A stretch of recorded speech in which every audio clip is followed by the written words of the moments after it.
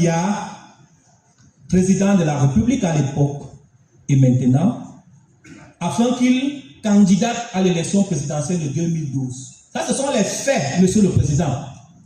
Et les faits également, c'est que Monsieur Léon Teller, on en a constaté. Vous avez une décision de justice qui confirme la vérité. Monsieur le Président, nous y venons. Est-ce que vous avez une décision de justice qui confirme la vérité? Monsieur le Président, nous y arrivons.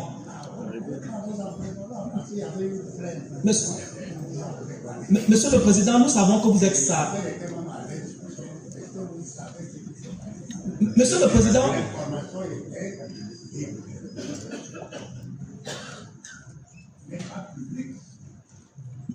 Monsieur le Président, Monsieur le Président, il nous semble qu'à l'article 19 de la loi numéro 90/059 du 19 décembre 1990 portant exercice de la profession d'avocat, l'avocat est le maître de la stratégie qu'il déploie dans le cadre de la défense de son client, à condition que cela soit conforme à la loi. Il me semble, Monsieur le Président, que nous sommes appuyés sur les dispositions de l'article 23 de la loi numéro 2004 portant statut des membres du Conseil constitutionnel. Et si vous nous interrompez, vous ne pouvez pas écouter le fond de notre problème, de notre pensée. Surtout que Monsieur le conseiller rapporteur a préféré éviter cette question. Nous étions disant, Monsieur le Président, honorable membre, que Monsieur Clément à Tangana, je vous ai dit de me pardonner puisque la question, le moment s'y prête, s'est retrouvé en train de prendre part à une réunion d'une association au terme des travaux de cette association, une motion de soutien a été lue publiquement en faveur et appelant M. Paul Biya, président de la République, à se présenter à l'élection présidentielle de 2012, du 12 octobre 2025. Voyez-vous, Monsieur le Président, cette question a fait l'objet d'une plainte de la part du mouvement national, du mouvement pour la renaissance du Cameroun, parti politique légalisé, et rendue publique. Nous sommes allés sur la page de Maître Mélie Hippolyte, qui est dans cette salle et qui m'écoute. Nous avons téléchargé la copie de la plainte que nous avons versée au dossier de procédure, puisque nous ne pouvons pas avoir le fond de dossier, n'étant pas dans le dossier. Nous avons également téléchargé sur sa page Facebook, où il a rendu publique la procédure, la notification faite à M. Clément Atangana et à M. Mikwaché de la plainte déposée contre eux. Ah, Monsieur le Président, nous avons investigué, nous avons cherché à comprendre et à vérifier si cette procédure est définitivement arrivée à son terme. Autrement dit, si vous êtes mis en congé pour apporter votre innocence, Et nous nous sommes rendus compte que la procédure est encore pendante devant la Cour d'appel du Centre. Monsieur le Président, honorable membre du Conseil, le Conseil constitutionnel est une institution hautement sérieuse, prestigieuse. Le législateur n'a mis sur la tête d'aucun magistrat, aucun autre magistrat de la République, l'obligation de se mettre en congé lorsqu'il fait l'objet d'une procédure pénale. Il n'y a que aux membres du Conseil constitutionnel que le législateur a soumis à cette obligation. Et pourquoi? L'article 23 de la loi numéro 2004 portant statut des membres du Conseil constitutionnel dispose clairement que c'est dans l'intérêt et le prestige de l'institution dans laquelle vous siégez. Vous êtes le Conseil constitutionnel, le régulateur du jeu politique au Cameroun. C'est vous qui décidez, qui veillez à la régularité du jeu politique. C'est un organe ultra sensible. L'indépendance doit être de mise. Il ne doit avoir aucune suspicion. Voilà la raison pour laquelle le législateur a mis sur la tête du magistrat visé par une procédure pénale l'obligation de se mettre en congé d'office par lui-même. C'est-à-dire, il n'a pas besoin qu'on le contraigne de se mettre en congé. Dès lors qu'il est informé de l'existence de cette procédure, il se retire jusqu'à l'issue de la procédure pénale. C'est ce que dit l'article 23 de la loi dont nous venons de citer. Voyez-vous, Monsieur le Président, nous ne nous attendions pas à ce que vous soyez là ce jour devant nous. Nous nous attendions à ce que vous montriez l'exemple en ce qui doit être la régularité de la procédure pendante devant vous. Pour qu'une procédure soit pendante devant vous, c'est un préalable. Vous allez, si le quorum reste intact, délibérer dans cette affaire, alors que vous êtes sous le coup d'une procédure pénale. Est-ce que c'est conforme à la loi, Monsieur le Président? Il ne s'agit pas des états d'âme, Monsieur le Président, il s'agit de la loi. La loi est-elle faite pour les autres? Que non. Voyez-vous, Monsieur le Président, Léon Keller Onana est militant du RDPC. Vous appelez son grand camarade, M. Paul Biya, à compétir contre lui, alors qu'il demande sans cesse qu'un congrès soit convoqué pour qu'il aille à l'élection et qu'il le batte pour venir à cette élection candidater comme président national du RDPC. Hold on. You're still purchasing your lenses from your optometrist? What are you doing? Come on. Voyez-vous, Monsieur le Président, Monsieur Léon Keller Onana, relativement à cette situation, vous suspectez d'être son camarade politique.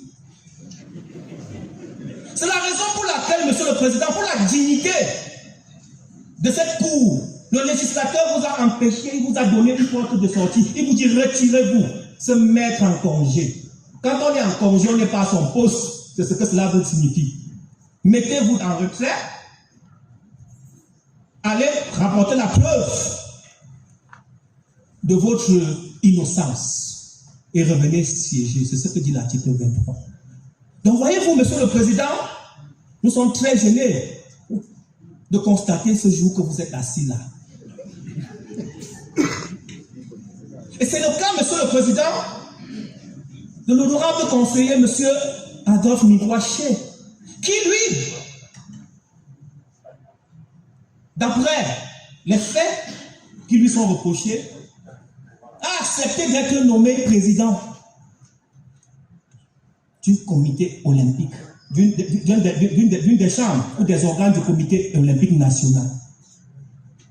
Alors que cela constitue une cause d'incompatibilité parce qu'il interdit aux membres du Conseil constitutionnel d'occuper des fonctions civiles, militaires. Et cela participe de la protection de la dignité de cette institution qu'est le Conseil constitutionnel. Quand on voit un honorable membre tel que M. Mikwaché assis au comité olympique, on a envie de lui demander est-ce que ce que l'État lui donne en termes de rémunération n'est pas satisfaisant? Que fait-il là-bas?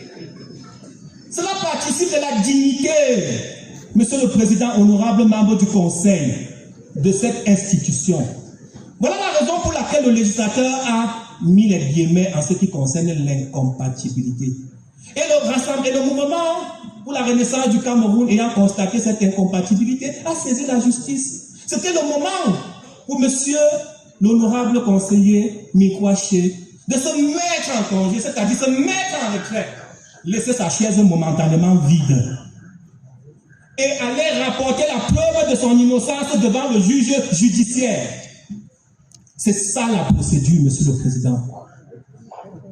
Aujourd'hui, Monsieur le Président, nous nous attendions à ce que ce Conseil constitutionnel soit constitué de 9 membres au lieu de 11.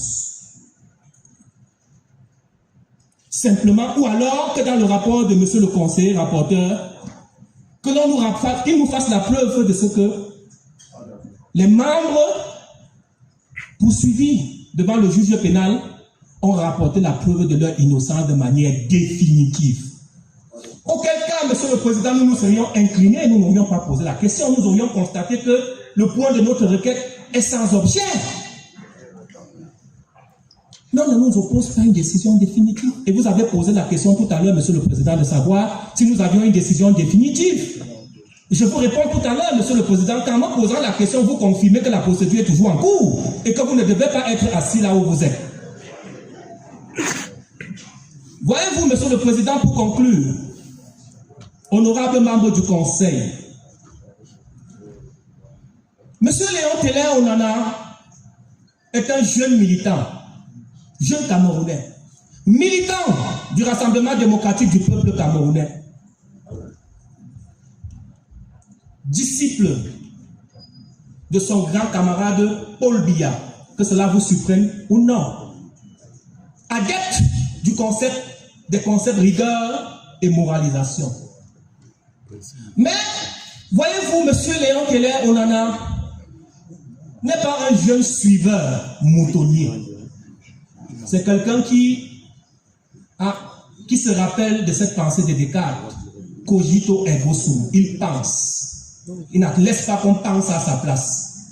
Il a décidé et accepté de suivre, d'adhérer au RDPC par conviction et avec la ferme ambition de faire en sorte que la rigueur et la moralisation ne soient pas un simple slogan philosophique, ne soient pas de simples mots, que cela soit une réalité au sein même de sa formation politique.